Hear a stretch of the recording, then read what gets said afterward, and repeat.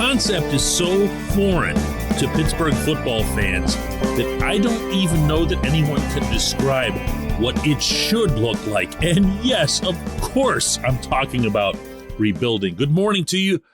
Good Tuesday morning. I'm Dejan Kovacevic of DK Pittsburgh Sports, and this is Daily Shot of Steelers. Comes your way bright and early every weekday. If you're into hockey and or baseball, I also offer daily shots of Penguins and Pirates where you found this. Just got back from Miami.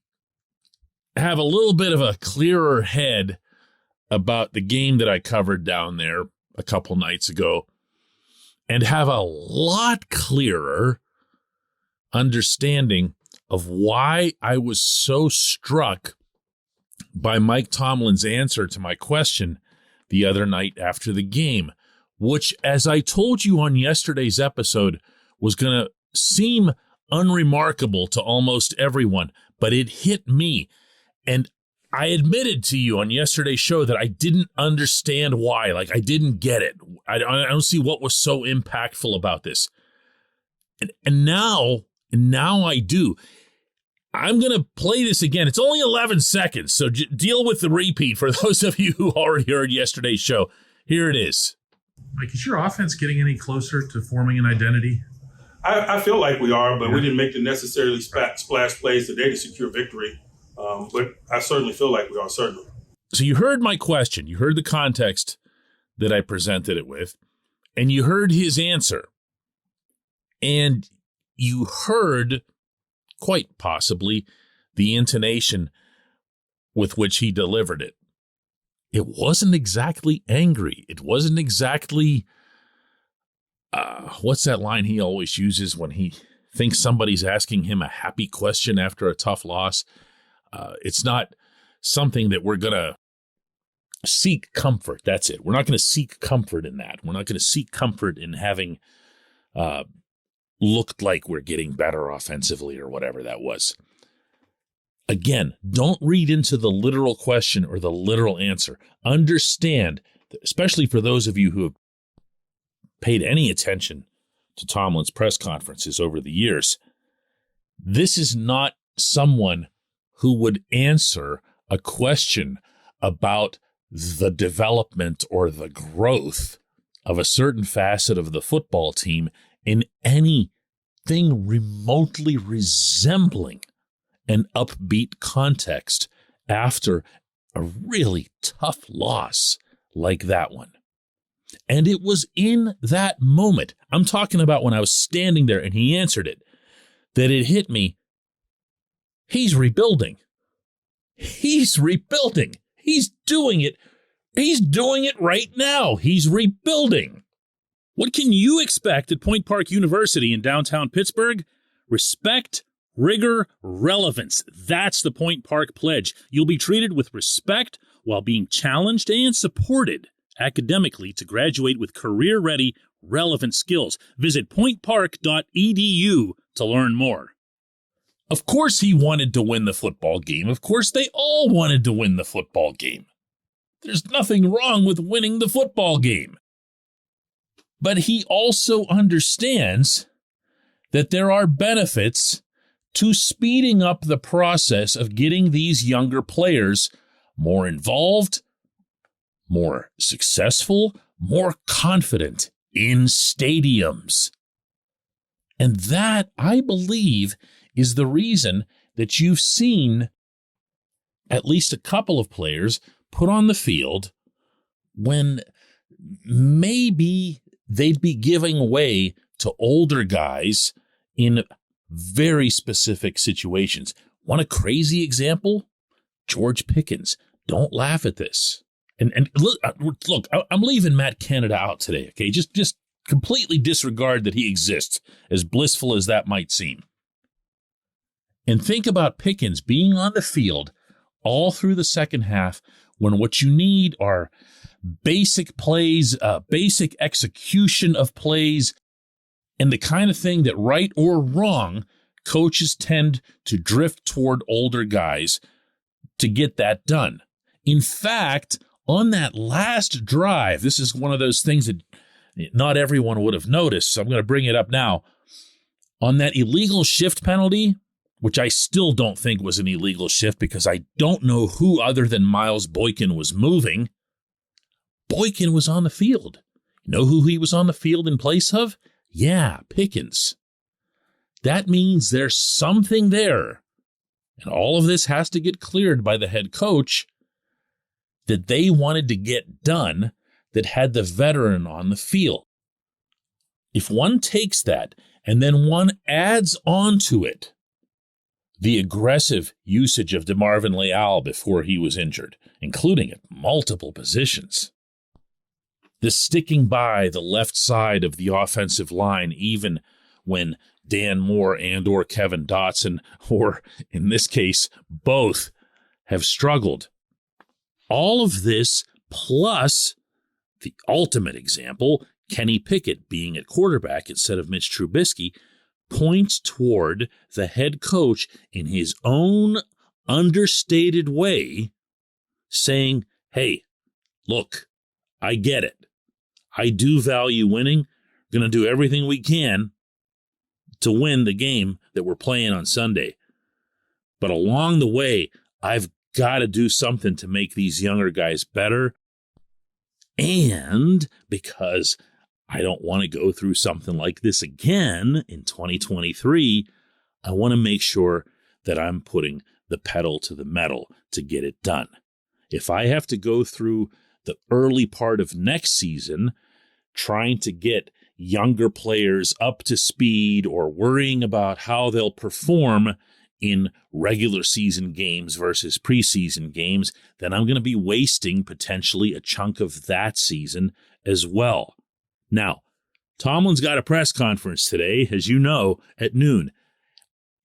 I would tell you that I believe his chance of addressing this openly and honestly would be 0.00%. But I tried that shtick a week ago, and if you'll recall, it completely blew up in my face. So you might just have to settle, for that 11-second answer that he gave me the other night in Miami. When we come back, J1Q.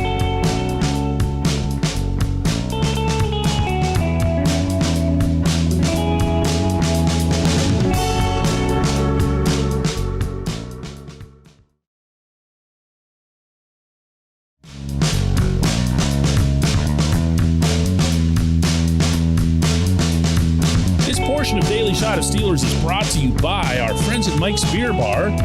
They're located directly across Federal Street from PNC Park.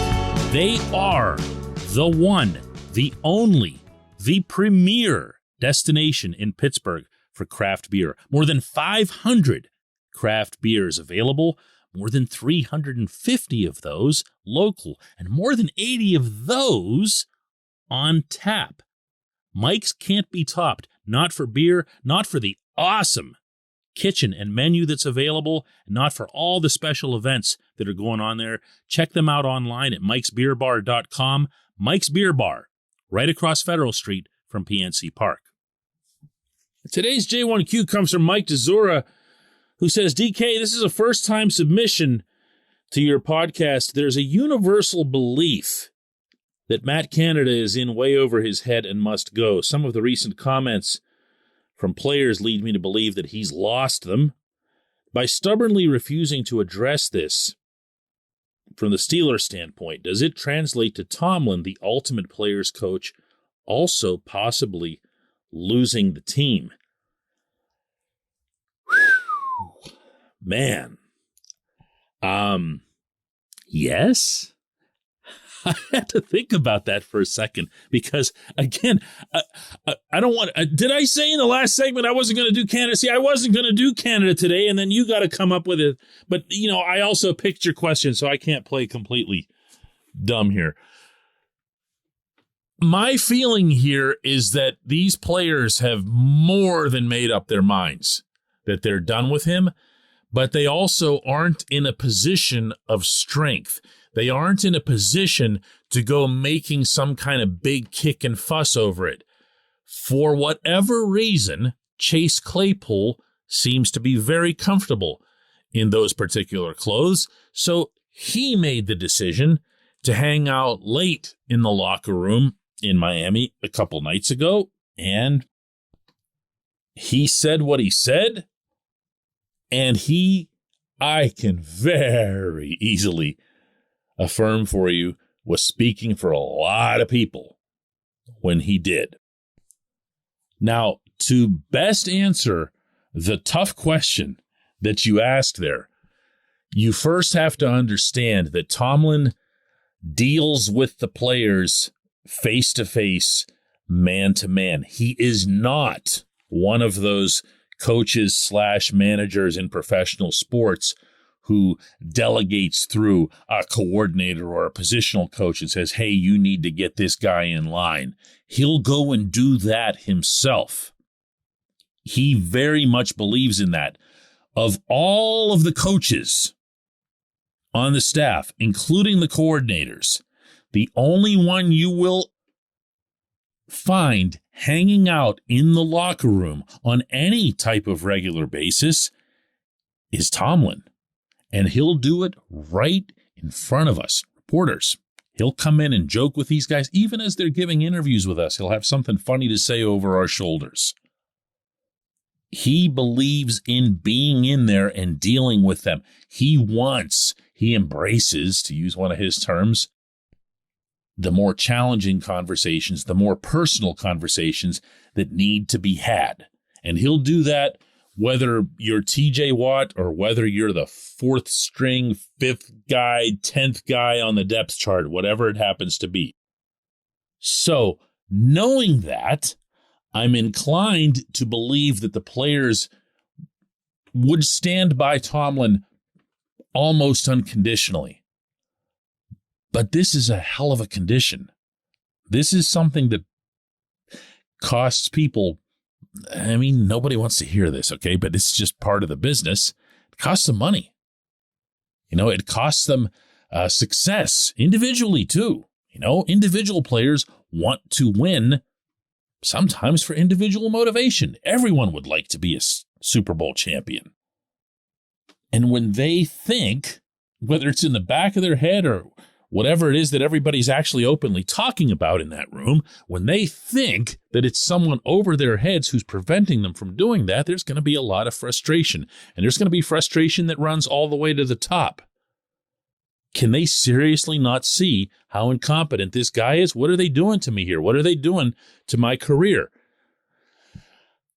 On the other hand, and here goes the pendulum right back, because Tomlin is such a player's coach, and believe you me, I'm saying that 100% in the positive context, because he is that, he hears all this. If you think that I'm hearing a lot of stuff that I'm sharing with you on a daily basis, imagine what he's hearing. Because he encourages his players to just say what's on their mind, meaning when they're talking to him. In fact, he insists on it. He's not going to be one of those who's going to say, hey, you can't be talking about Coach Canada like that. He's going to insist, of course, that they're all unified and on the same page when they take the field in Philadelphia or wherever. But he's also going to listen. And he's going to be aware. He's very, very much aware, as I mentioned on yesterday's show. So, probably not the simplest answer to your question, but it wasn't a simple question, which is why you heard at the very beginning as well. Let's do this again tomorrow.